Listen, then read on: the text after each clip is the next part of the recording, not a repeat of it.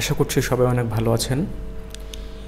আমরা রিসেন্টলি একটি ঘটনা দেখলাম যে বাংলাদেশের নারী ক্রিকেট দলের সাবেক অধিনায়ক জাহানারা আলম মিডিয়ার সামনে বিভিন্ন অভিযোগ করেছেন তার যৌন হয়রানি সম্পর্কে, এবং তিনি আরও অভিযোগ করেছেন যে তার সাথে আরও বেশ কয়েকজন এগুলো শিকার হয়েছেন।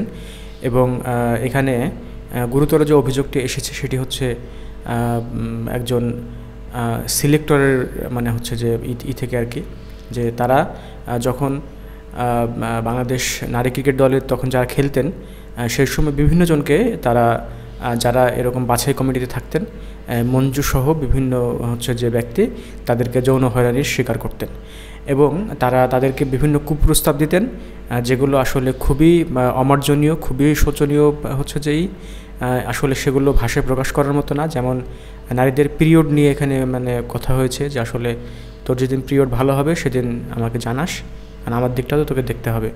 মানে এই যে বিষয়গুলো, এই কথাগুলো, এগুলো আসলে মানে বলার মতো ভাষা না। তো এখানে আমরা যে বিষয়টি বলতে চাই সেটি হচ্ছে, যদি এই বিষয়টি সত্য হয়ে থাকে তাহলে কর্তৃপক্ষ যেন এদেরকে দ্রুত আইনের আওতায় নিয়ে আসে এবং তার যেন শাস্তি নিশ্চিত করা হয়। বিশেষ করে আপনাদের একটা কথা বলতে চাই, সেটা হচ্ছে যে বাংলাদেশে বা বিশ্বে যে ক্রিকেট খেলা হয় এটার পেছনে যে বাজেট থাকে বা এটার পেছনে যে খরচ, সে খরচ অনুযায়ী আসলে আমি জানি না একটা দেশের কতটুকু মানে উপকার হয় বা একটা মানে আপনার হচ্ছে অর্গানাইজেশনের কতটুকু উপকার হয়।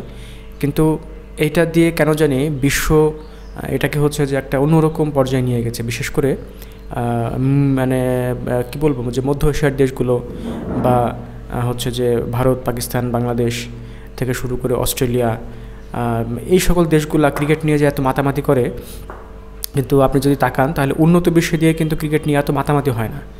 আমেরিকা বা হচ্ছে আপনার চীন, রাশিয়া, তারা কিন্তু এগুলো নিয়ে এতটা মাতামাতি করে না। কিন্তু আমাদের সময় দেখি যে এই বিষয়গুলো নিয়ে তারা খুব মাতামাতি করে, এবং এই ক্রিকেট দিয়ে আসলে একটা জাতির কতটুকু কল্যাণ হয় সেটাও আমার বোধগম্য নয়। কিন্তু এই ক্রিকেট নিয়ে যে নোংরামি হয়, যে রাজনীতি হয়, বিশেষ করে বাংলাদেশের ক্রিকেট নিয়ে, সেটা আমরা সবাই দেখি বিভিন্ন সময়। দলের সিলেকশনের ক্ষেত্রে দলীয় পরিচয়, তারপরে হচ্ছে যে এরকম নানান রকম আমরা বিষয়গুলো দেখি আর কি। কিন্তু নারী ক্রিকেট দল থেকে যে এরকম একটা অভিযোগ আমরা মানে হচ্ছে যে পাবো, এটা কখনো আমরা আশা করিনি। কিন্তু ভেতরের খবর হয়তো এর চাইতেও আরও ভয়ঙ্কর। হয়তো একজন জাহানারা আলম সামনে এসেছেন, কিন্তু আরও কত জাহানারা আলম যে পেছনে আছে বা তারা যে কত নিগৃহের, কত যে নির্যাতনের শিকার হয়েছে সেটা হয়তো আমরা জানি না। এবং সব জায়গায় একটা বিষয় লক্ষ্য করা যায়, সিনিয়র এবং জুনিয়র। এখানেও জাহানারা আলম যেটা বলেছেন যে সিনিয়র এবং জুনিয়রের ক্ষেত্রে এই বিষয়গুলো প্রচুর ওখানে হচ্ছে যে আপনারই ছিল, বা জাহানারা আলমের সাথে তার আরও কয়েকজন সহকর্মী এই অভিযোগগুলো করেছেন যে এখানে সিনিয়র জুনিয়র, বিশেষ করে জ্যোতি নামে একজনের বিরুদ্ধে যে অভিযোগ এসেছে, তিনি নাকি চাকরানির মতো করে হচ্ছে যে নারী ক্রিকেট দলের মানে খেলোয়াড়দের তারা ব্যবহার করতেন।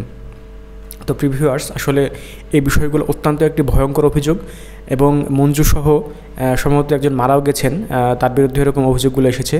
তো যারা এখন বর্তমানে আছেন তাদের বিরুদ্ধে তদন্ত কমিটি গঠন করে যথোপযুক্ত শাস্তি নিশ্চিত করতে হবে, কারণ এর সকল জায়গায় আসলে ভালো মুখোশ পরে থেকে এ সকল জায়গায় নোংরামি করার কোনো সুযোগ নেই।